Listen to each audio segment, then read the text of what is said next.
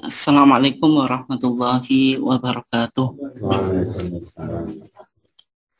Alhamdulillahi wahdah wassalatu wassalamu ala man la nabiyya ba'dah amma ba'd. Yang saya hormati Ketua PRM Ledok Kulon 2 dan seluruh jajarannya, Bapak-bapak dan ibu-ibu sekalian, jamaah ketarjian PRM Ledok Kulon 2 yang dimuliakan Allah, baik yang berasal dari Bojonegoro maupun dari luar Bojonegoro. Alhamdulillah pada kesempatan ini kita masih dipertemukan oleh Allah Subhanahu wa taala di dalam kajian ketarjian setiap bulan sekali bersama PRM Ledok Kulon 2 dalam keadaan sehat walafiat. Shalawat dan salam semoga tetap terlimpahkan kepada junjungan kita Nabiullah Muhammad Sallallahu Alaihi Wasallam, keluarganya, sahabatnya, dan seluruh orang yang mengikuti sunnahnya sampai hari kiamat. Jamaah sekalian yang dimuliakan Allah, insya Allah pada kajian malam hari ini kita akan mencoba mengangkat sebuah topik, yaitu yang berkaitan tentang kaifiyah sholat jenazah atau sholat mayit menurut tarjih Muhammadiyah. Nah, kenapa kok pembahasan ini penting, Bapak dan Ibu sekalian yang dimuliakan Allah? Nah, kalau kita lihat di dalam HPT Jilid 1, nah sebenarnya di dalam HPT Jilid 1 itu sudah dibahas tentang kitabul jenazah, yaitu kitab yang berbicara tentang jenazah. Ya, diantaranya 4 kewajiban yang harus kita lakukan terhadap mayit, yaitu mulai dari ghusluhu, yaitu memandikan, kemudian yang kedua takfinuhu, mengkafani mayit, yang ketiga wassalatu alal mayit, yaitu sholat kepada mayit, kemudian yang kelima yaitu dafnul mayit, yaitu mengubur mayit. Nah, sebenarnya itu sudah dibahas di dalam Muktamar Khususi Tarjih, yaitu seperempat abad Jakarta tahun 1936. Kemudian nanti kita lihat juga putusan Majelis Tarjih di Padang 2003, yang mana Muhammadiyah mengakui ada 2 kaifiyah, yaitu ada 2 tata cara yang berkaitan dengan pelaksanaan sholat jenazah. Oleh sebab itu pada kajian kali ini kita akan coba dalami, karena terutama kaifiyah yang ada di jilid 1, HPT jilid 1 1936 ini meskipun sudah lama diputuskan oleh Muhammadiyah, tetapi belum banyak diamalkan, dan juga secara umum warga Muhammadiyah belum banyak yang mengetahui. Ternyata dalam putusan HPT kita di jilid 1 itu sedikit berbeda dalam kaifiyah sholat jenazah sebagaimana yang dipraktekkan di dalam masyarakat. Jamaah sekalian yang dimuliakan Allah, nah ketika kita bicara tentang sholat mayit, apa yang disebut dengan sholat mayit atau sholat al-jenazah tadi? Sholat mayit itu sholat yang dilakukan untuk mendoakan mayit, baik mayitnya itu muslim atau muslimah, baik dia laki-laki atau perempuan, baik dia dewasa atau sudah balik atau masih anak-anak. Jadi inti sholat mayit yaitu mendoakan mayit atau mendoakan jenazah. Nah, kemudian bagaimana hukum melaksanakan sholat mayit atau sholat jenazah itu? Yaitu hukum melaksanakan sholat mayit atau sholat jenazah yaitu fardul kifayah. Jadi kewajiban atau fardu yang yang dilihat dari objeknya atau orang yang dibebankan itu ada 2 ya. Ada yang disebut fardu ain, yaitu kewajiban secara individu harus dilakukan oleh setiap orang yang mukallaf. Mukallaf itu akil, berakal, kemudian yang kedua balik, yaitu usia dewasa. Nah, kalau fardu ain itu kewajiban yang harus dilakukan setiap mukallaf. Ya, contohnya sholat 5 waktu itu fardu ain, artinya tidak boleh diwakilkan atau ada representasi. Kalau sudah ada representasi mencukupkan sebagian umat Islam yang lain, tidak semacam itu. Karena sholat wajib 5 waktu itu hukumnya fardu ain. Tapi yang kedua, ada yang disebut dengan fardul kifayah atau wajib kifai atau wajib kifayah, sama saja ya. Karena dalam pandangan jumhur antara wajib dengan fardu itu sama, kecuali dalam pandangan mazhab Hanafi, yaitu pengikut Imam Abu Hanifah, itu membedakan antara wajib dengan fardu. Tapi secara umum kita menggunakan terminologi jumhur ulama yang tidak membedakan antara wajib dan fardu. Nah, yang disebut fardul kifayah atau wajibul kifai itu apa? Yaitu kewajiban yang pelaksanaannya dapat tercukupi manakala ada sebagian umat Islam yang sudah melaksanakan. Atau dalam bahasa Arab sering diistilahkan idza qama al-ba'du saqata al-ithmu anil baqin. Fardu kifayah itu apabila sebagian umat Islam sudah melaksanakan, maka yang lainnya gugur kewajiban. Nah, sholat jenazah itu dalam pandangan jumhur ulama yaitu fardul kifayah tadi atau wajib kifayah tadi. Bukan fardu ain, bukan wajib ain. Artinya kalau di sebuah desa, di sebuah kota, atau di suatu komunitas ada yang meninggal, sebagian sudah melaksanakan, maka yang lainnya apa? Gugur kewajiban.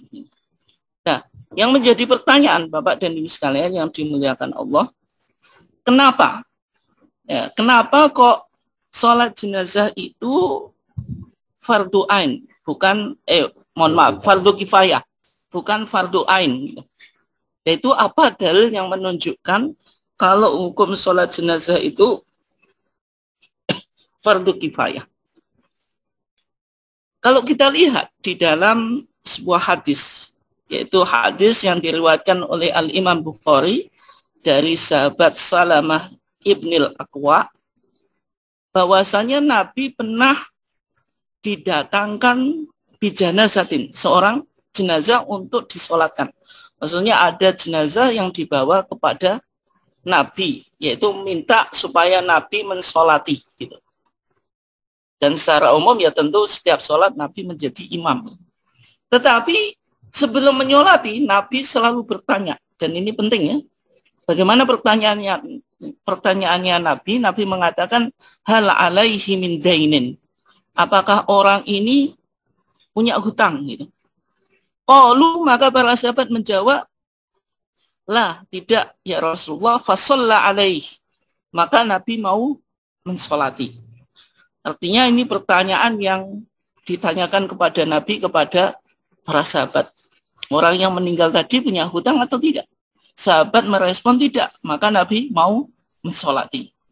Tetapi di kasus yang lain, Nabi juga didatangkan kepadanya seorang jenazah supaya Nabi apa? Mensolati. Pertanyaannya sama, yaitu Nabi bertanya tentang status hutang gitu. Hal alaihi min dainin. Apakah orang yang meninggal ini punya hutang? Maka sahabat ketika itu merespon na'am. Betul ya Rasulullah. Maka ketika itu Rasulullah mengatakan apa? Sallu ala sahibikum. Salatlah kamu sekalian atas sahabatmu. Artinya Nabi di sini mau mensolati atau tidak? Jawabannya tidak. Tapi Nabi bilang apa? Sallu ala sahibikum. Maka sahabat disuruh apa? Mensolati. Nah, dari hadis ini bisa kita simpulkan bahwasanya dalam kasus yang kedua ini Nabi tidak mau mensolati. Artinya kalau misalnya sholat jenazah itu fardu ain, maka Nabi wajib apa? Menyolati. Nah, ternyata Nabi tidak mau menyolati. Karena diantaranya tadi sebabnya punya hutang gitu. Dan di dalam hadis Nabi yang lain dikatakan apa? Nafsul mu'min mu'allaqatun bidainihi hatta yuqda anhu. Jiwa seorang muslim itu tergantung pada hutangnya sampai dilunasi. Nah, karena hutang itu hubungan atau hak seseorang kepada orang lain, maka dengan kematian tidak langsung bebas. Artinya tidak ada prinsip kalau orang yang punya hutang meninggal ya selesai hutangnya. Tidak semacam itu dalam apa? Islam. Artinya tadi kalau yang dihutangi itu melakukan ibro itu membebaskan hutang, maka ya hutangnya lunas. Tapi kalau tidak, dibebankan kepada ahli warisnya. Nah, ini kasus yang pertama. Kemudian juga dalam kasus yang lain ada seseorang yang melakukan korupsi, yaitu ghanimah. Ghanimah itu harta rampasan perang yang diambil dari orang kafir. Yang mana harta rampasan perang itu dalam apa syariat kita itu disuruh diserahkan kepada Nabi. Nabi kemudian membagikan. Tetapi ada seorang sahabat yang korupsi. Maka ketika Nabi tahu, maka apa? Nabi bilang, "Shollu ala sahibikum." Nabi tidak mau mensolati. Ya, kasus yang kedua ini menarik ya dalam kaitannya koruptor harta rampasan perang. Sehingga bagaimana kalau sekarang kasus koruptor? Nah, itu bisa dijadikan sebuah apa? Argumentasi ya, apakah misalnya koruptor ini yang jelas-jelas mengambil uang rakyat, yang dulu sahabat itu kan mengambil ghanimah. Ghanimah itu harta rampasan perang, Mas. Artinya ini harta orang kafir. Nah, sekarang koruptor itu yang diambil ya, uang rakyat itu, dan secara mayoritas di negara kita ya rakyatnya beragama Islam itu. Nah, itu. Ya, maksudnya dalam kasus ini kan bisa dijadikan acuan sehingga para koruptor itu layak untuk disolati atau tidak gitu. Nah, itu. Kemudian juga ada 3 kasus orang yang berhutang, kemudian koruptor ghanimah, kemudian yang ketiga orang yang bunuh diri. Nabi pernah didatangkan seseorang yang bunuh diri, kemudian Nabi apa bilang apa? Shollu ala sahibikum. Nabi juga tidak mau mensolati. Nah, dari beberapa kasus ini bisa kita ambil kesimpulan bahwasanya sholat jenazah itu hukumnya fardu kifayah. Kenapa kok demikian? Karena di 3 kasus ini Nabi menyerahkan para sahabat untuk mensolati jenazahnya. Artinya Nabi tidak mau mensolati karena ada beberapa alasan yang sudah kita bahas tadi. Yang pertama punya hutang, yang kedua korupsi ghanimah harta rampasan perang, yang ketiga bunuh diri gitu. Oke. Nah, sehingga cara istinbat hukumnya dari hadis ini sebagaimana yang kita sampaikan tadi, bahwasanya sholat jenazah itu hukumnya fardu kifayah bukan fardu ain, karena Nabi dalam 3 kasus ini tidak mau mensolati. Oke. Berikutnya keutamaannya. Keutamaan sholat jenazah, kalau kita lihat di dalam beberapa hadis yang dikutip dalam HPT jilid 1, itu menyebutkan beberapa keutamaan sholat jenazah. Yang pertama, hadis yang cukup populer, yang terkenal, yang sering dibaca di masyarakat ini, yaitu man syahidal janazata hatta yusolli alaiha, siapa yang menyaksikan jenazah sampai ia menyolati, falahu qirat, maka dia mendapatkan 1 qirat.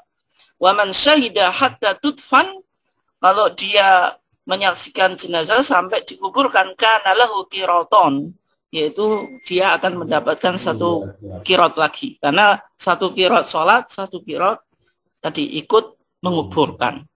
Kemudian para sahabat bertanya, wa mal qiraton, ya Rasulullah, sebesar mana 2 qirat ini? Nah, ini sahabat juga suka penasaran terhadap besarnya pahala, sebagaimana jenengan itu kalau bicara pahala suka ingin tahu secara detail gitu.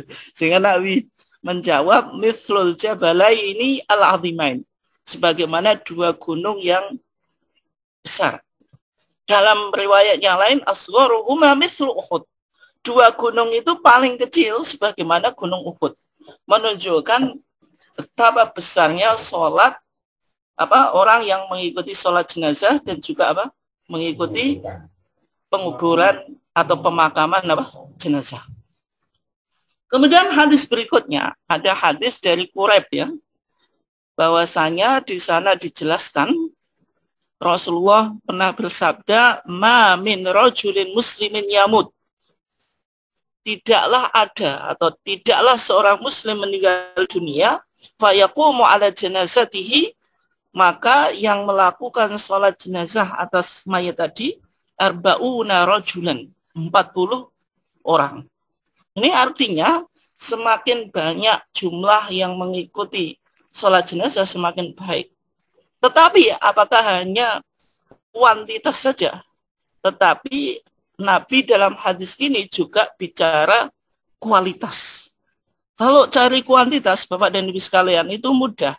Orang kaya pingin, misalnya orang kaya, pingin jenazahnya itu disolati dengan jumlah yang banyak, gitu. Sehingga anaknya bisa memberikan sholawat kepada jamaahnya itu 100-an, ya pasti penuh gitu. Satu masjid ya penuh, lebih dari 40 gitu. Nah itu setiap yang ikut ya 100-an. Tetapi hadis ini menarik kalau kita perhatikan, tetapi disyaratkan, ada syarat yang susah untuk terpenuhi. Di sini apa? Arba'una rajulan la yusyrikuna billahi syai'a. 40 orang tapi sama sekali tidak melakukan kesyirikan.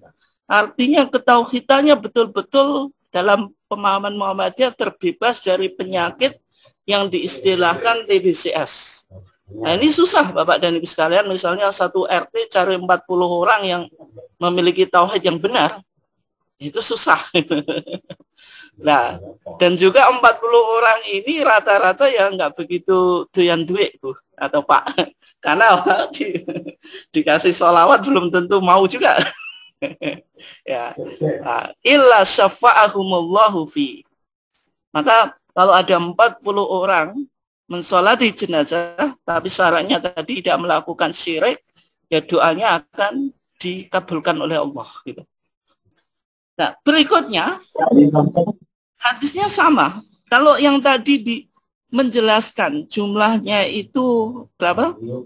40, kalau sekarang mi'atan, yaitu 100 gitu. Dalam hadis ini dikatakan ma min mayyitin yusalli alaihi ummatun minal muslimin. Tidaklah seorang mayit disolatkan oleh sekelompok kaum muslim. Dan ini menarik ya. Di sini hadisnya pakai ummatun minal muslimin. Sehingga nanti bisa kita tarik kesimpulan bagaimana hukum ibu-ibu atau wanita ikut mensolati salat jenazah. Apakah boleh atau tidak? Nah, dalam hadis ini ummatun minal muslimin, pakai ummah, komunitas dari kaum muslim. Ya tentu ini masuk muslimat juga. Sebagaimana dalam ayat yang bicara tentang organisasi atau yang disebut ayat Muhammadiyah, wal takum minkum ummah. Ummatun itu ya laki-laki dan perempuan, tidak hanya laki-laki saja. Sehingga ummatun minal muslimin artinya wanita juga boleh melakukan sholat jenazah. Kemudian yang kedua, ketika Nabi meninggal, ini sering saya pertanyaan ini sering saya sampaikan. Ketika Nabi meninggal, siapa yang jadi imamnya? Siapa yang mengimami sholat jenazah atau jenazahnya Nabi? Nah, ketika pertanyaan ini sering saya sampaikan, maka jawabannya beragam. Ada yang menjawab Abu Bakar, ada yang menjawab Umar, ada yang menjawab Utsman dan sebagainya. Bingung. Tetapi jawabannya tidak ada yang menjadi imam. Karena Nabi itu disolati oleh para sahabat itu secara sendiri-sendiri. Artinya tidak secara berjamaah.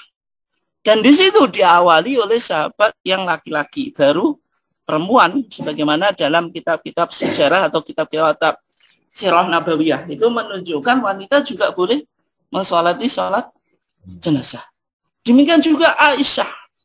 Aisyah itu juga pernah mensolati seorang sahabat yang meninggal dan disolati di masjid. Gitu.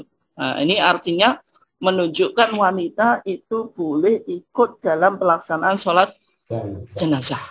Dan di sebagian kalangan ibu-ibu Aisyah itu sudah ada yang mulai ikut ya, meskipun tidak secara secara umum ya, tapi di beberapa PRA atau mungkin pimpinan cabang Aisyah juga kadang ada yang ikut serta gitu. Nah, tetapi yang mengikuti jenazah atau ittiba'ul jenazah, mengikuti jenazah ke kuburan itu yang wanita tidak dianjurkan.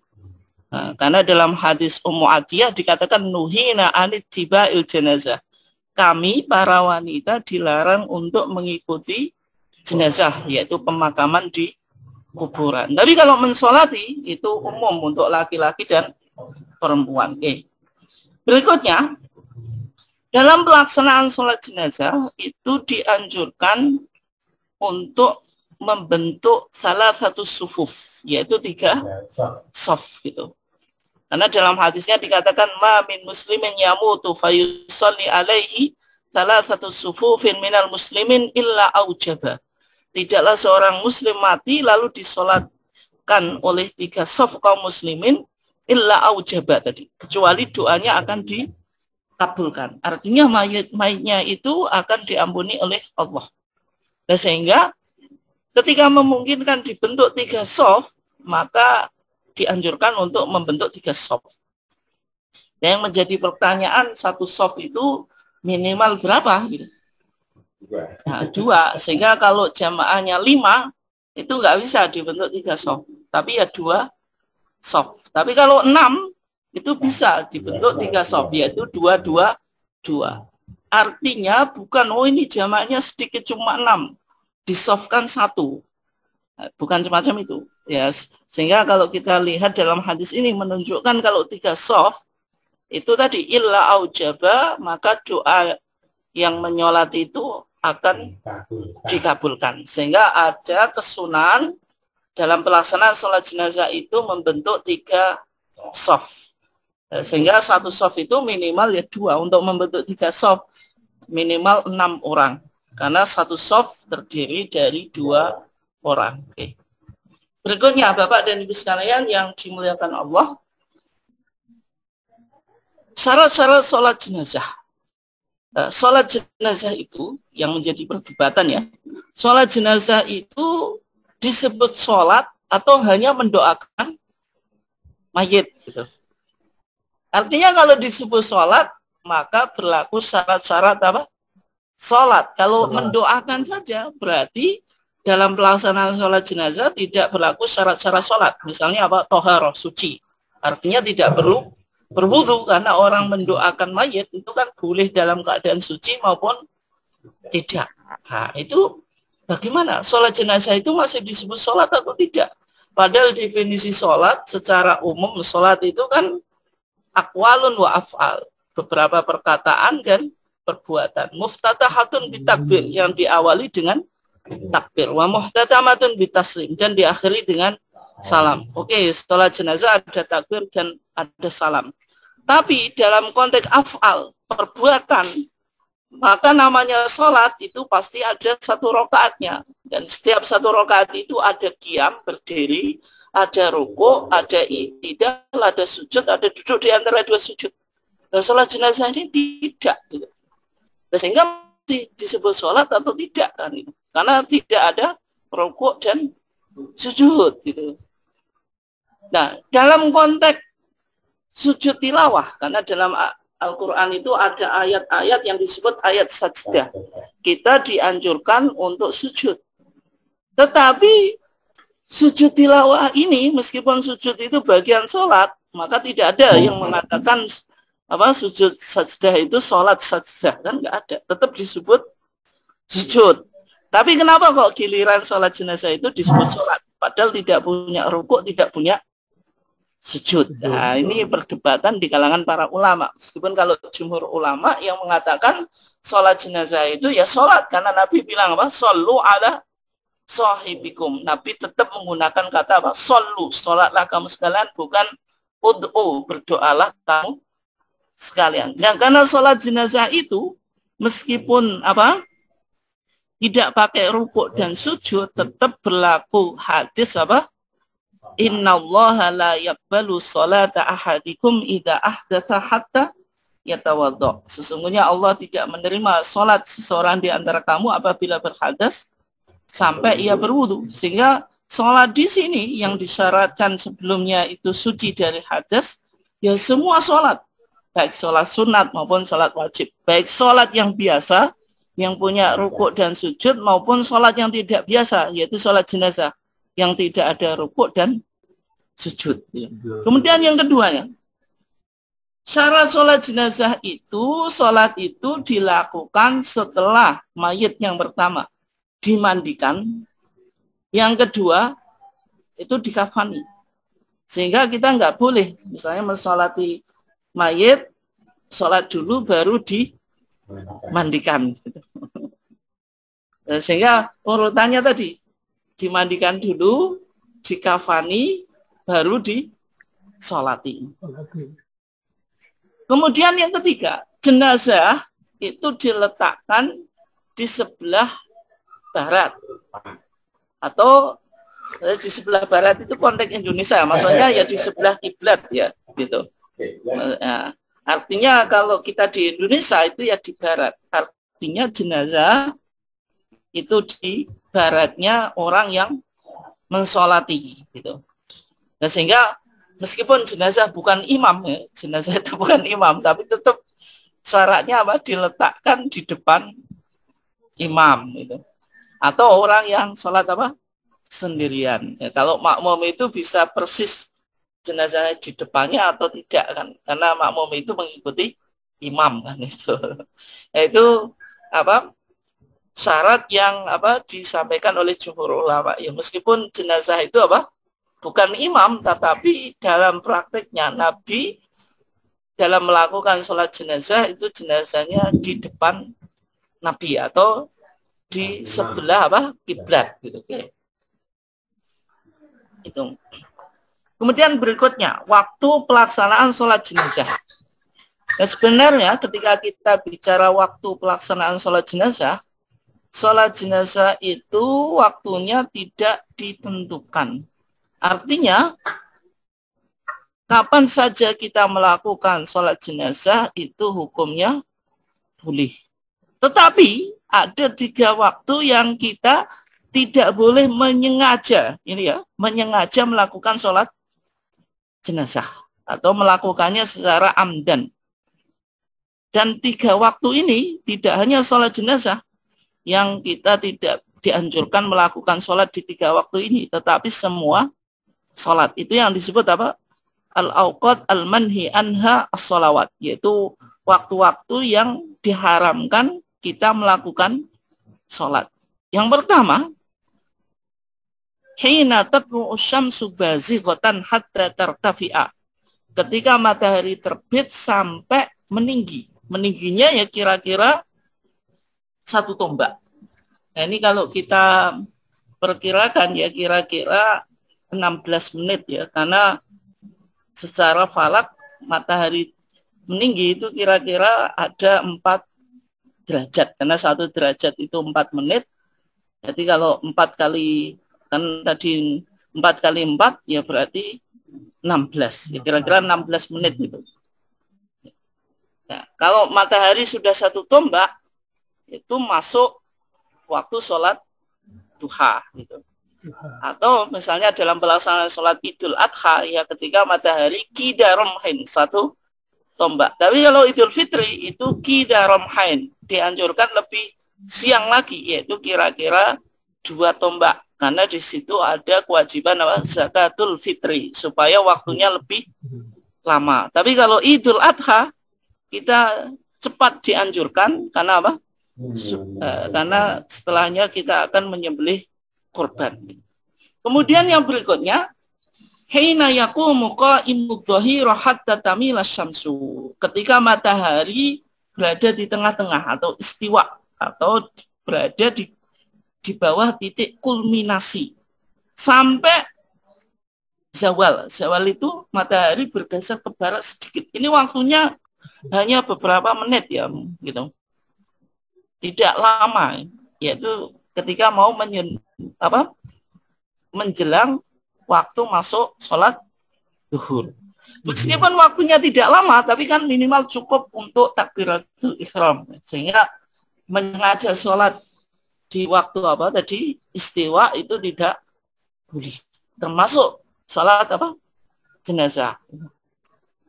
Kemudian berikutnya yang ketiga, wahina tadayyafa asy-syamsu lil ghurub hatta taghruba. Ketika matahari mau terbenam sampai betul-betul apa? Terbenam. Jadi ketika matahari mulai menguning gitu. Ini juga kita apa? Tidak dianjurkan melakukan sholat termasuk sholat jenazah. 3 waktu ini, yaitu 3 waktu sholat yang kita apa? Dilarang melakukan sholat sebab waktunya. Nanti ditambah 2, tapi yang 2 itu sebab li'ajlil fi'li, sebab melakukan perbuatan sholat. Nanti apa? Setelah sholat apa? Subuh dan sholat asar. Berarti ada 5 itu. Yang 3 sebab waktunya, yang 2 sebab apa? Perbuatannya. Oke. Artinya jangan sampai kita apa? Menyengaja melakukan sholat jenazah di 3 waktu ini. Oke. Berikutnya tempat pelaksanaan sholat jenazah. Ini Bapak dan Ibu sekalian yang dimuliakan Allah, ini penting ya. Meskipun mungkin kita tidak ada masalah ya dalam pelaksanaan sholat jenazah itu di masjid gitu. Karena memang notabene-nya di Indonesia itu mayoritas mengikuti mazhab Syafi'i. Dan kebetulan dalam pandangan mazhab Syafi'i, sholat jenazah di masjid itu tidak apa-apa. Tetapi ada pendapat, yaitu Imam Abu Hanifah yang mengatakan sholat jenazah di masjid itu hukumnya makruh, gitu. Tidak diperbolehkan. Ya, dia di antara alasannya ada beberapa hadis ya. Kemudian dalil secara logika, ya kalau sholat jenazah itu di masjid, ya akan membawa kotoran ke masjid. Misalnya apa? Membawa najis ke masjid. Tetapi dalam pandangan mazhab Syafi'i dan termasuk majelis tarjih, pelaksanaan sholat jenazah itu boleh di masjid gitu. Meskipun ketika Nabi meninggal disolati di masjid atau di rumah? Di rumah. Dan ketika Nabi mensolati Ashamah, Raja Najasyi, yaitu Ethiopia, Raja apa? Raja Ethiopia dekatnya Sudan itu, yaitu sholat gaib, Nabi sholatnya di masjid atau di lapangan. Maka dalam hadisnya, wa kharaja bihim ilal mushola, Nabi itu keluar bersama sahabat ilal mushola, ke tanah lapang, bukan ke masjid. Wa soffa bihim, terus Nabi membuat sof. Wa kabbara alaihi arba'a takbirat. Kemudian Nabi melakukan takbir 4 kali. Tapi intinya tidak dilakukan di masjid. Nah, sehingga kalau pelaksanaan sholat jenazah di masjid, sebagaimana umumnya di Indonesia, itu boleh atau tidak? Nah, itu sehingga kita harus mencari dalilnya. Dan di antara dalil yang membolehkan yaitu hadis Aisyah. Maka ketika Aisyah ingin mensolati Sa'ad ibn Abi Waqqas, gitu. Ini penting ya, ibu-ibu sekalian, karena ternyata Aisyah ketika meninggal Sa'ad ibn Abi Waqqas yang mensolati. Udkhulu bihil masjidah. Maka Aisyah meminta para sahabat untuk memasukkan Sa'ad ibn Abi Waqqas ini ke masjid. Hatta usolli alaih, sampai apa?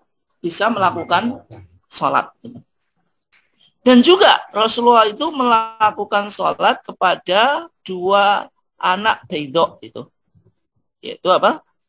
Suhel dan saudaranya. Yaitu juga di masjid.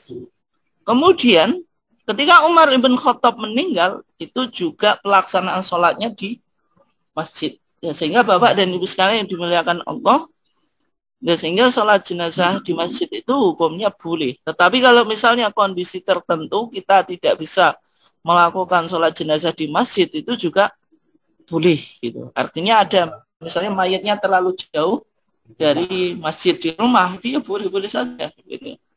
Tidak harus apa di masjid, tetapi ketika dilaksanakan di masjid juga boleh, karena ketika di masjid bisa misalnya jamaahnya semakin banyak dengan beberapa pertimbangan gitu.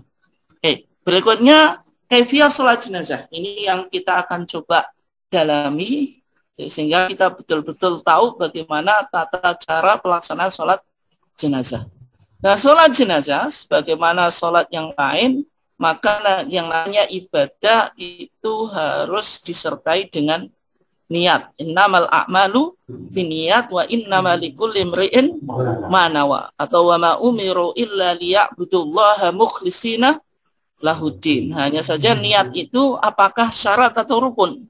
Itu yang perdebatan di kalangan para ulama. Artinya yang bilang rukun, maka niat itu harus dibarengkan dengan takbiratul ihram, karena yang namanya rukun itu di dalam. Tapi kalau niat itu syarat, syarat itu kan di luar ibadah. Kalau kita syarat sholat apa, misalnya wudhu atau suci, ya, maka wudhu itu dilakukan di luar sholat atau sebelum sholat. Sehingga kalau kita katakan niat itu syarat, boleh kita niat dulu dalam hati baru takbiratul ihram. Itu yang sering menjadi perdebatan. Nah, karena kita secara umum di Indonesia ini buku-buku yang dibaca itu mazhab Syafi'i, ya, sehingga kita memahami niat itu sebagai rukun. Tapi bagi para ulama atau mazhab selain mazhab Syafi'i itu tidak mengatakan niat itu rukun, tapi apa?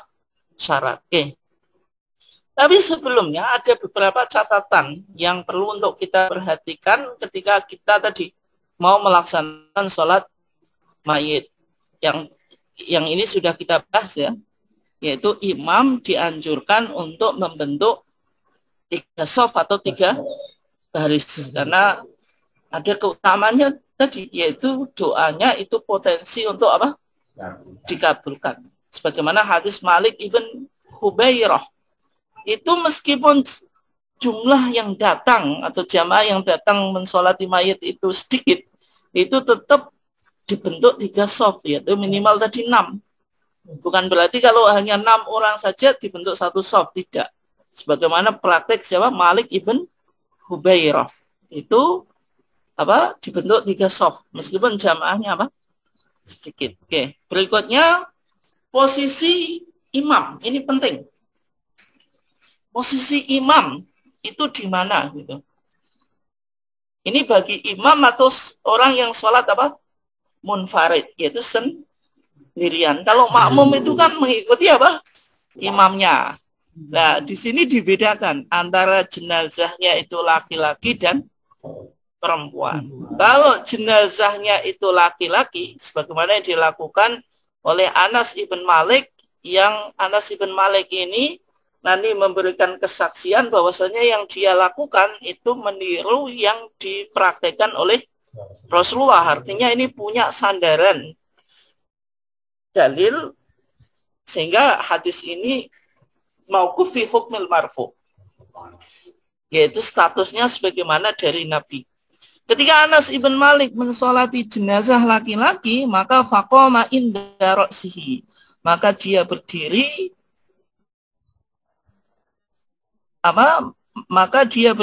inda ra'sihi, yaitu di dekat kepalanya atau sejajar dengan kepalanya. Tapi kalau jenazahnya perempuan, faqama wasatoha, maka dia berdiri di tengah-tengah. Ada 2 riwayat, di tengah-tengah. Yang kedua, inda ajizatiha. Ajizah itu apa? Bokong atau apa? Pantat. Tapi sama saja, baik disebut tengah atau pantat, ya kesimpulannya apa? Sama. Tetapi yang menjadi perdebatan, Bapak dan Ibu sekalian, kalau ini hadisnya jelas. Nah, kalau kita di Indonesia, ini sering menjadi perdebatan ya di masyarakat. Posisi kepala di mana? Nah, apakah kepalanya itu, karena kiblat kita di barat, apakah laki-laki dan perempuan harus selalu di utara atau tidak? Nah, di sini kalau pendapat mazhab Syafi'i, ya, saya mulai dari mazhab Syafi'i dulu. Kalau mazhab Syafi'i itu kalau jenazahnya laki-laki, kepalanya itu di sebelah selatan. Kalau perempuan itu kepalanya di utara. Kenapa kok demikian? Logika mazhab Syafi'i, karena ini tidak ada dalil yang eksplisit, ya.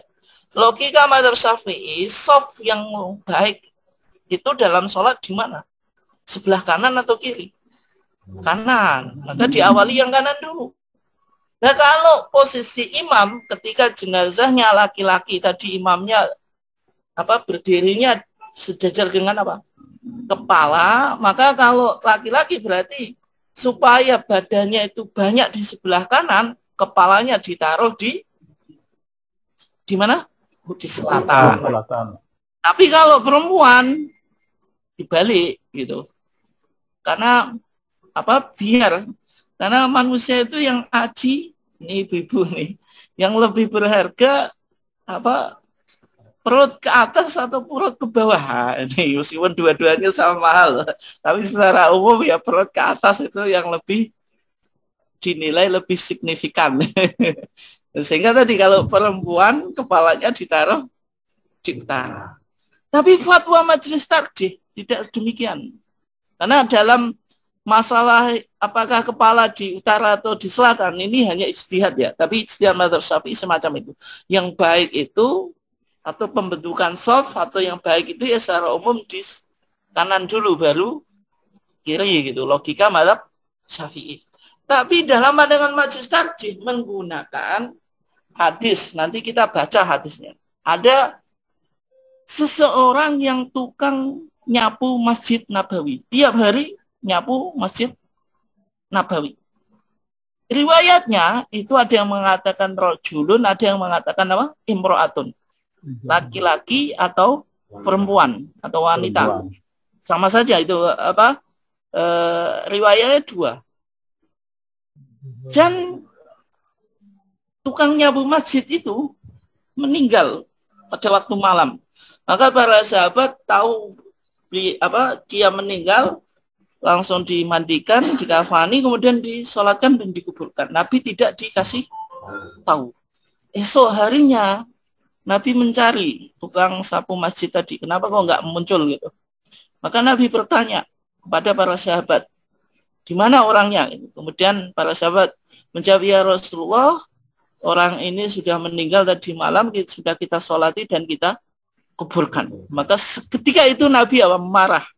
Nabi bilang, afala adzantumuni, kenapa kamu nggak ngasih tahu saya? Tapi para sahabat menjawab, ya Rasulullah, kami takut mengganggu engkau, macam-macam lah gitu. Kemudian Nabi meminta para sahabat untuk menunjukkan kuburnya. Maka setelah sampai di kuburan, Nabi melakukan sholat. Nah, ini yang disebut apa?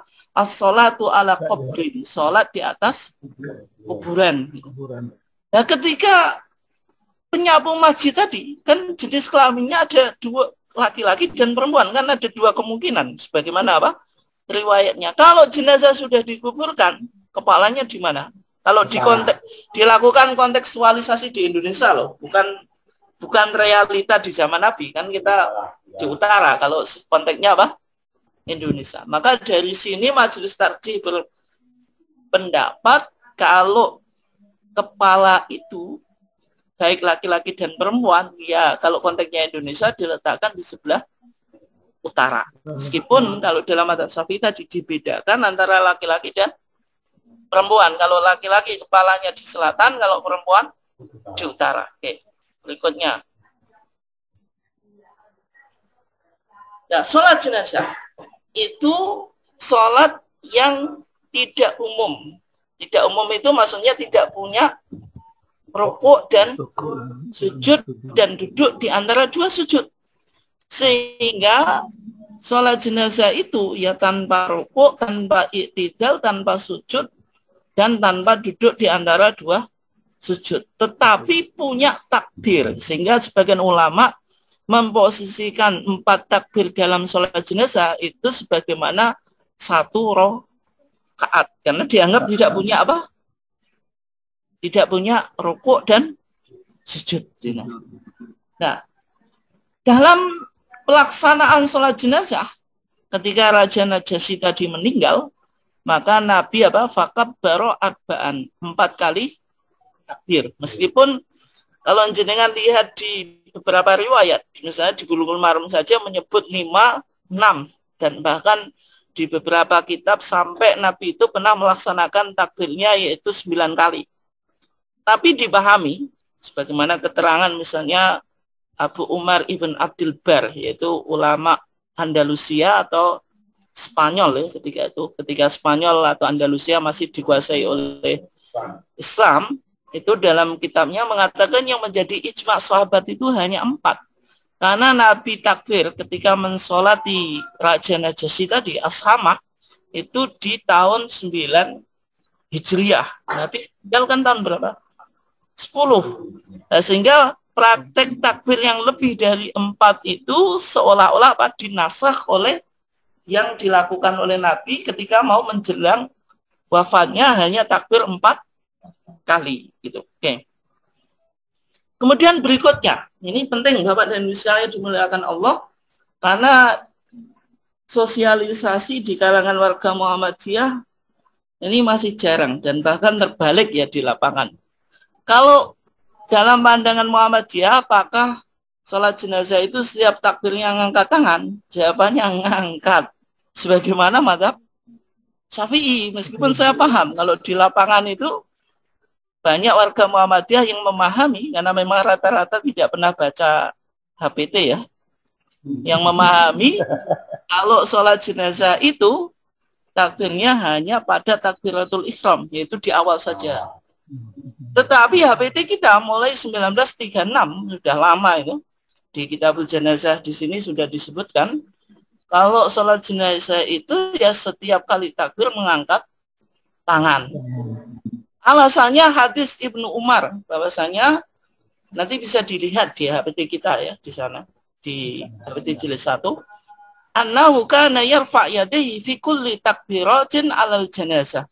Bahwasanya beliau mengangkat kedua tangannya di setiap takbir atas sholat jenazah. Nah ini Ibnu Umar, bukan Nabi.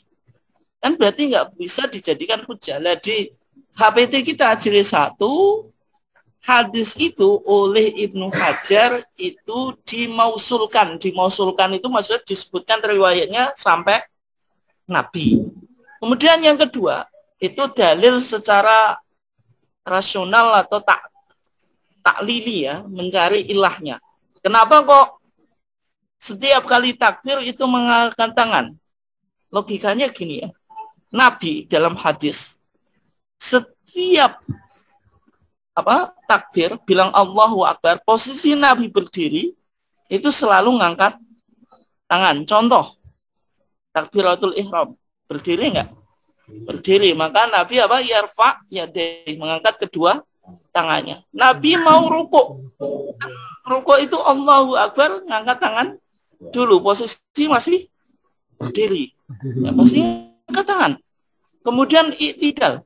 Kita bilang sami Allahu liman hamidah, kan berdiri itu meskipun yang dibaca tasmi bukan takbir tapi mengangkat tangan. Karena dipahami ketika takbir itu kita lakukan intisab atau qiyam, berdiri, itu selalu ngangkat tangan. Itu logika majelis tarjih dan termasuk mazhab Syafi'i. Nah, di sini penting ya Bapak dan Ibu sekalian, meskipun tarjih di sini kebetulan sama dengan mazhab Syafi'i ya, tapi jangan sampai dijadikan politik identitas atau lagi dibalik ya. Karena di banyakkan warga Muhammadiyah ada anggapan, oh yang asli Muhammadiyah itu justru yang nggak ngangkat tangan, padahal HPT kita bilang ngangkat tangan itu.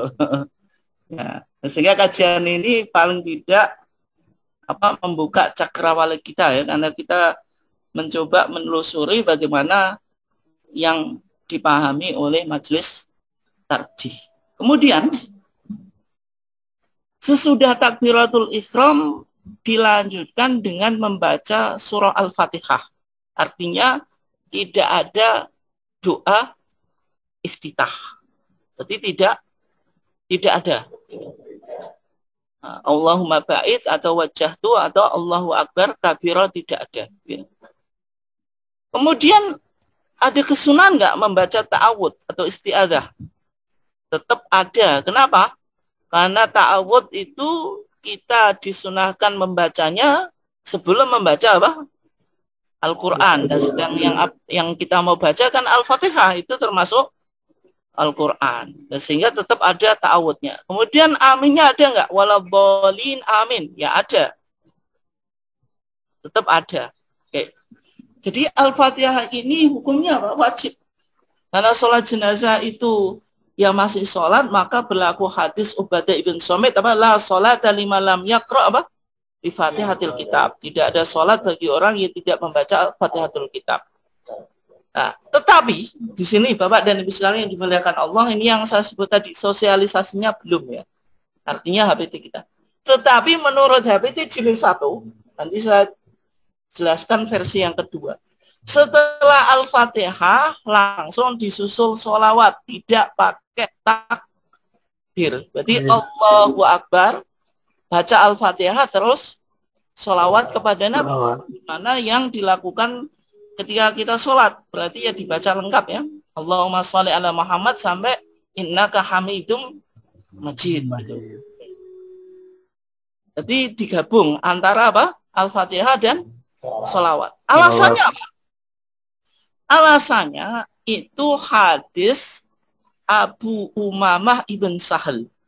Tapi itu memiliki dua riwayat. Yang pertama itu diriwayatkan oleh Ibnul Jarud dalam bukunya Al-Muntaqo. Nanti yang kedua itu riwayat yang diriwayatkan oleh Al-Imam Asy-Syafi'i dalam kitabnya atau Musnad Syafi'i. Riwayatnya ada dua. Yang dulu 1936 yang digunakan Majelis Tarjih itu yang dikeluarkan oleh Ibnul Jarud dalam kitabnya apa? Al-Muntaqo. Di sana dikatakan inna sunnata fis sholati alal janazah ayyaqra'a bi Fatihatil Kitab. Coba ini. Wa yusolli ala nabi. Pakai wawu, ini penting Bapak dan Ibu sekalian. Karena kalau orang nggak paham gramatika bahasa Arab, itu nggak mungkin bisa melakukan istinbat hukum ya. Karena salah satu syarat orang bisa memahami teks Quran dan hadis itu ya harus penguasaan gramatika bahasa Arab. Dia pakai harful athof wawu. Wawu itu kan dan. Nah, saya dan kamu di rumah bisa. Berarti menunjukkan berada dalam satu rumah atau satu tempat. Nah, kalau tadi membaca Al-Fatihah dan sholawat kepada Nabi, berarti dalam satu takbir gitu. Karena huruf atofnya yaitu wawu. Huruf atof itu conjunction atau konjungtor ya, kata penghubung gitu. Tapi kalau riwayat di Musnad Imam Syafi'i itu pakai summa ayyaqra'a bi Fatihal Kitab summa yusolli ala Nabi. Sehingga dalam mazhab Syafi'i apa? Baca Al-Fatihah, Allahu Akbar. Karena tadi kemudian, kalau kemudian itu litartib menunjukkan sesuatu itu terjadi secara berurutan. Berarti Al-Fatihah dulu, terus apa? Sholawat. Karena harus berurutan. Tapi kalau wawu itu yang penting digabung, tidak harus urut gitu. Nah, sehingga dalam mazhab Syafi'i itu Allahu Akbar baca Al-Fatihah, Allahu Akbar baca apa? Sholawat. Tetapi di kajian Majelis Tarjih di Munas Tarjih Padang 2003, dua-duanya boleh diamalkan. Karena apa? Tanawwu' fil ibadah. Perbedaan pelaksanaan ibadah selama dalilnya itu sesuai sunnah makbulah bisa diterima, itu boleh dipakai. Kan, sehingga kalau sekarang kita boleh dua-duanya ya. Tapi ini perlu untuk disosialisasikan yang di HPT jilid 1 ini. Karena sampai sekarang pun ya alhamdulillah dulu nggak pernah diketahui oleh warga Muhammadiyah, sekarang sudah diketahui dan sudah membolehkan cara yang kedua. Berarti tetap aman gitu. Mas aman dulu apa nggak tahu. Nah, kemudian catatannya Bapak dan Ibu sekalian, tadi kalau baca Al-Fatihah sholawat itu dibaca jahran atau siron? Jawabannya siron. Meskipun ada riwayat yang mengatakan jahran, Nabi itu jahroh hatta asma'ana. Nabi itu menjaharkan sampai kita kedengaran. Tapi yang kita pakai riwayat Abi Umamah yang di situ dikatakan mukhofatatan, yaitu apa? Dibaca secara apa? Sir. Artinya tidak apa? Jahar. Oke. Berikutnya. Ya, maksudnya lembut itu ya siron itu. Cukup didengarkan diri sendiri. Oke. Setelah itu takbir yang kedua, ketiga dan keempat dilanjutkan dengan berdoa kepada Nabi secara ikhlas. Sehingga dalam pandangan mazhab Syafi'i dan mazhab yang lain, Namanya sholat jenazah itu harus ada doanya, karena inti dari sholat jenazah apa? Mendoakan mayit. Dan sehingga di kalangan para ulama dipahami mendoakan mayit itu rukun sholat jenazah. Sebagaimana hadis apa? Idza sholaitum 'alal mayyit, kalau kamu mensolatkan mayit, fa akhlisu, maka ikhlaskan lahu baginya ad-du'a, doa. Karena akhlisu itu kan imperatif, bentuk kata kerja apa? Perintah. Kalau perintah menunjukkan wajib, berarti dalam sholat jenazah wajib mendoakan mayit, dan itu menjadi esensi sholat jenazah atau maksud dari sholat jenazah apa? Mendoakan mayit. Kemudian berikutnya Bapak dan Ibu sekalian, nanti Allahu Akbar ini saya pakai HWT jilid 1 dulu ya. Nanti saya jelaskan HWT jilid 3. Jadi Allahu Akbar, baca Al-Fatihah, baca sholawat sampai innaka hamidum majid. Allahu Akbar, takbir yang kedua. Baca doa yang kita gunakan untuk mendoakan mayit. Doanya bagaimana?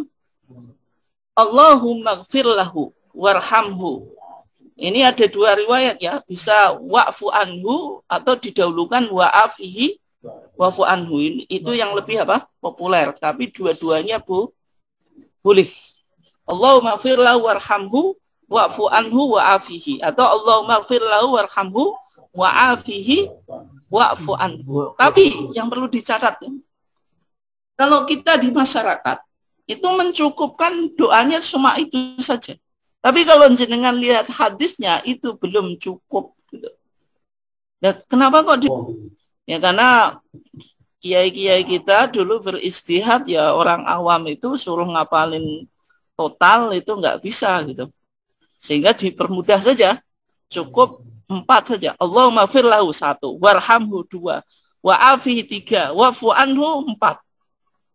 Nah, ya itu bukan berarti tidak sah ya, tetap sah, tetapi belum sempurna. Nah, kalau kita ngaji ini ya mudah-mudahan bisa mengamalkan secara sempurna, karena sesuai doanya yang lengkap yang diajarkan oleh Rasulullah.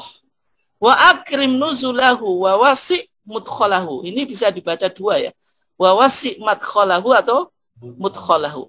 Waghsilhu bima'in wa thaljin wa barodin, atau dengan al ya.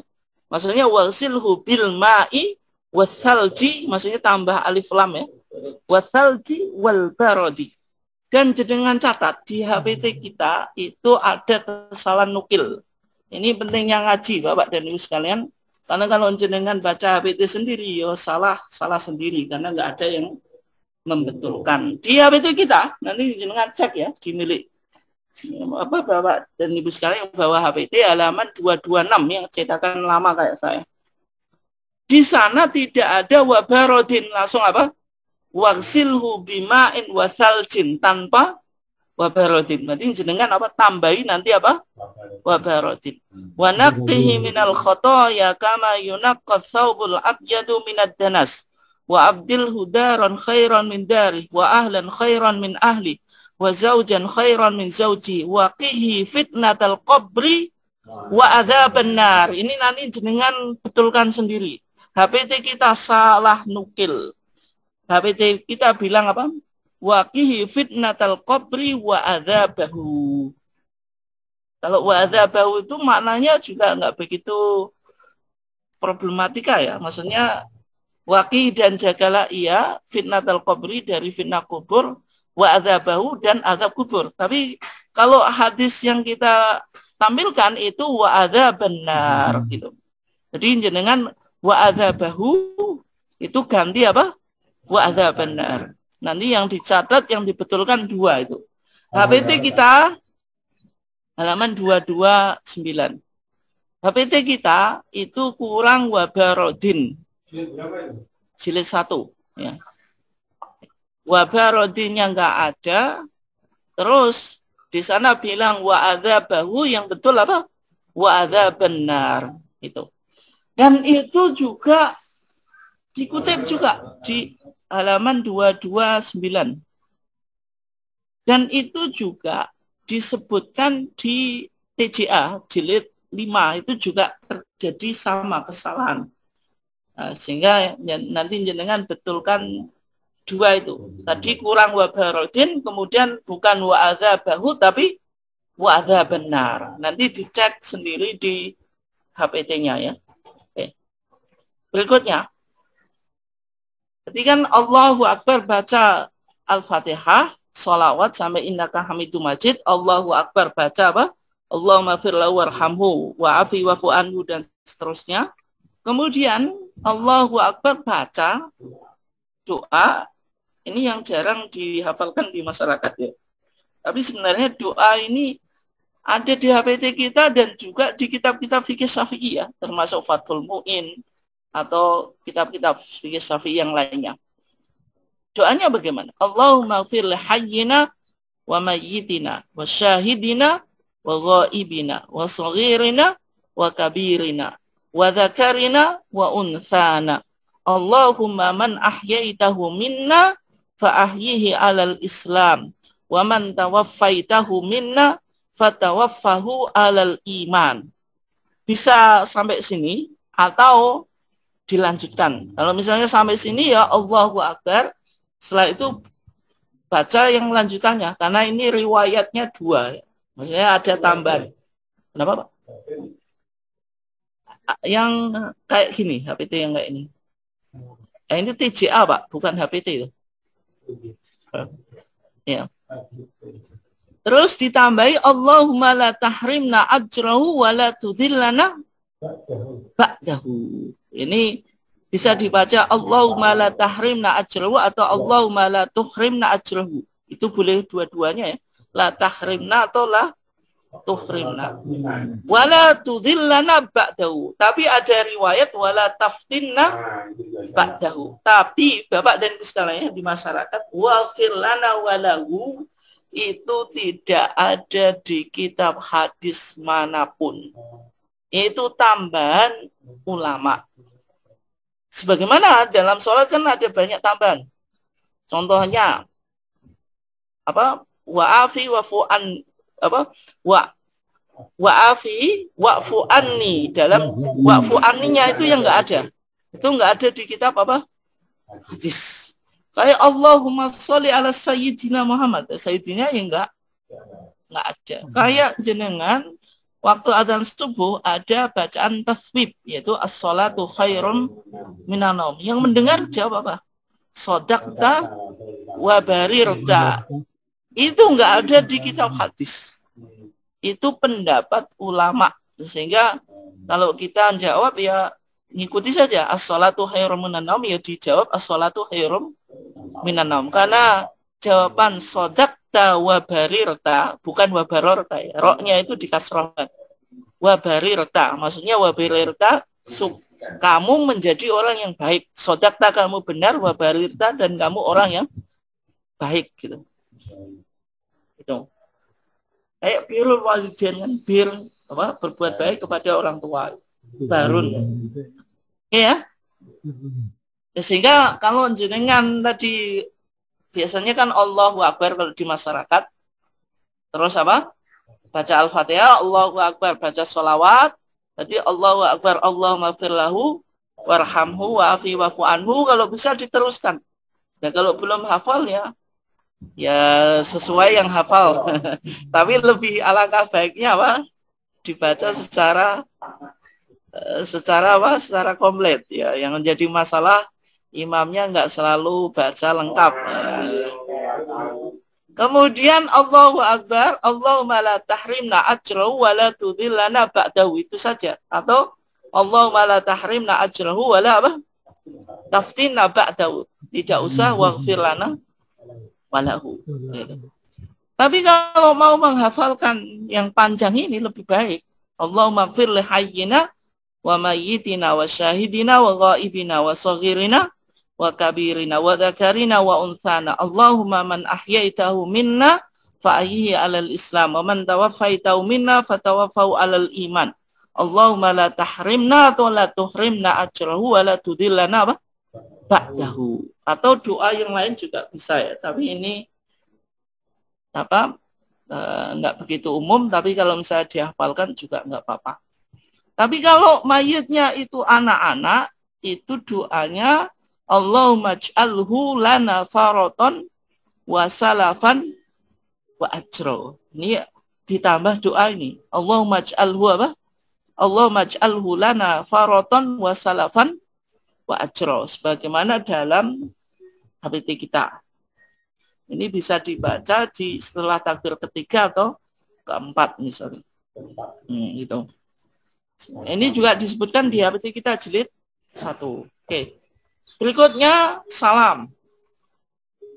Nah, karena sholat jenazah itu sholat ya tetap ada salam. Ya, salamnya boleh 2. Artinya boleh lengkap. Assalamualaikum warahmatullahi wabarakatuh. Boleh assalamualaikum warahmatullahi tanpa tambahan wabarakatuh. Nah, kalau di Indonesia itu kalau sholat biasa, sholatnya lengkap atau enggak? Orang yang bermadzhab Syafi'i. Enggak. Assalamualaikum warahmatullahi. Tapi kalau sholat jenazah lengkap karena mengikuti pendapat Ibnu Hajar Al-Haytami. Jadi kalau dalam madzhab Syafi'i yang diikuti di Indonesia, sholat biasa tanpa tambahan wabarakatuh. Tapi kalau sholat jenazah itu salamnya lengkap wabarakatuh. Karena mengikuti siapa? Ibnu Hajar Al-Haytami. Gitu. Oke. Nah, di Munas Tarjih Padang 2003. Sebagaimana dalam HPT jilid 3. Nanti jangan lihat ya. Hadis Abu Umamah Ibn Sahal tadi dikaji ulang. Ternyata ditemukan 2 riwayat. Yang pertama itu sebagaimana yang apa? Yang saya sebutkan tadi ya. Yang pertama itu kan summa yaqra bi Fatihatil kitab terus apa? Wa yusolli ala nabi. Tapi di riwayat Imam Baihaqi dan juga di riwayat Imam Musnad Asy-Syafi'i itu summa yusolli ala nabi. Sehingga sejak 2003 Muhammadiyah juga membolehkan cara yang umum dilakukan di masyarakat sesuai madzhab apa? Syafi'i. Allahu Akbar baca Al-Fatihah, Allahu Akbar sholawat, Allahu Akbar Allahumma firlahu warhamhu dan seterusnya. Allahu Akbar. Jangan bisa pakai yang tadi atau kalau mau yang pendek karena belum hafal ya. Allahumma la tahrimna ajrahu wa la tudillana ba'dahu atau wa la taftinna ba'dahu. Gitu. Oke. Nah, sehingga ini ya sebagai kesimpulan ya. Ini sholat jenazah menurut HPT jilid 1, yaitu niat takbir pertama yang mengangkat kedua tangan lalu apa? Sedekap. Tetap apa? Sedekap ya. Bukan sadal. Sadal itu tangannya ditaruh ke lurus ke bawah sebagaimana madzhab Syafi'i. Tidak. Ya berarti apa? Tetap sedekap atau al-qabdhu. Membaca Al-Fatihah, membaca apa? Sholawat. Takbir kedua juga mengangkat kedua tangan lalu apa? Sedekap. Membaca doa untuk mayit. Allahumma firlahu warhamhu wa'afi wa'fu anhu wa akrim nuzalahu dan seterusnya. Takbir yang ketiga mengangkat kedua tangan lalu sedekap membaca doa Allahumma firli hayyina wa mayyitina wa syahidina wa ghaibina wa saghirina wa kabirina wa kabirina wa dzakarina wa unsana dan seterusnya. Allahu Akbar juga mengangkat tangan terus sedekap. Bisa membaca doa yang pendek. Allahumma la tahrimna ajrahu wa la tudillana ba'dahu. Salam selesai. Kemudian cara yang kedua, sholat jenazah menurut putusan apa? Padang Sumatera Barat Munas ke-26 2003 sebagaimana HPT jilid 1. Juga mohon maaf, jilid 3, mohon maaf. Caranya sebagaimana yang umum dilakukan di masyarakat, yaitu niat takbir pertama mengangkat kedua tangan sedekap membaca apa? Fatihah. Terus takbir yang kedua mengangkat kedua tangan lalu sedekap. Nah, sholawatnya di sini setelah takbir kedua sebagaimana di masyarakat atau dalam madzhab apa? Syafi'i. Takbir ketiga mengangkat kedua tangan lalu sedekap baca doa. Takbir keempat membaca kedua tangan lalu sedekap terus membaca doa terus salam. Nah, itu apa? Selanjutnya masih sedikit ya selanjutnya. Bagaimana kalau orang ketinggalan? Gitu. Nah, misalnya kita mendatangi sholat jenazah, imamnya sudah masuk takbir kedua atau ketiga. Yang kita lakukan apa? Yang kita lakukan, kita ikut Allahu Akbar, tetap baca Al-Fatihah. Yang jenengan loh. Meskipun imamnya sudah sudah sholawat atau sudah baca doa. Nanti jenengan setelah imam salam, jenengan qodoi. Qodoi sesuai dengan ketinggalannya. Kalau ketinggalan 2 takbir ya nambah 2. Itu pendapat jumhur ulama. Nah, jumhur ulama ini sesuai mazhab Hanafi, Maliki dan Syafi'i. Tapi kalau menurut Imam Ahmad, jenengan gabung imam, ikut salam, selesai. Nah, itu. Nah, tapi kalau fatwa kita lebih cenderung ke jumhur ulama. Meskipun kalau misalnya mengikuti Imam Ahmad juga punya alasan. Tapi kalau mengikuti jumhur ulama kan lebih umum. Karena apa? Wa ma fatakum fa'atimum. Menggunakan kaidah umum. Kalau kita sholat jamaah, kita ketinggalan ya setelah imam salam kita lanjutkan kekurangan kita. Tapi bagi Imam Ahmad ada hadis Aisyah. Ketika Aisyah itu tanya kepada Nabi, ya Rasulullah, kami itu sholat jenazah tetapi sebagian takbir itu nggak kami dengar. Apa yang kita lakukan? Maksudnya takbir imamnya nggak bisa didengar oleh Aisyah. Kenapa? Karena Aisyah itu apa? Perempuan itu di mana? Belakang. Sehingga mungkin dulu belum ada speaker, Pak. Sehingga apa? Bisa jadi nggak kedengaran. Maka Aisyah bilang, Mas Sami tifakabiri. Kalau engkau dengar ya takbir. Wa bafa taki fala qadha alaiki. Kalau tidak apa kedengaran takbir ya sudah nggak usah diqadai. Tapi fatwa kita lebih cenderung pada pendapat apa? Jumhur, yaitu kita qadai kekurangan kita. Berikutnya Pak, ini yang paling penting. Meskipun kita juga belum bisa melakukan ya rata-rata. Setelah sholat jenazah, mayatnya itu dibawa langsung ke kuburan. Maksudnya apa? Keranda atau apa? Ya keranda ya. Penduso bahasa Jawanya. Itu langsung diangkat atau didiamkan terus ditahlili atau dibacakan doa. Nah, jawaban majelis taklim yang dilakukan oleh Rasulullah, yang dituntunkan oleh Rasulullah ketika Rasulullah selesai mensolati jenazah, mayit atau keranda atau pendosa itu ya langsung diangkat tanpa didoai. Kenapa?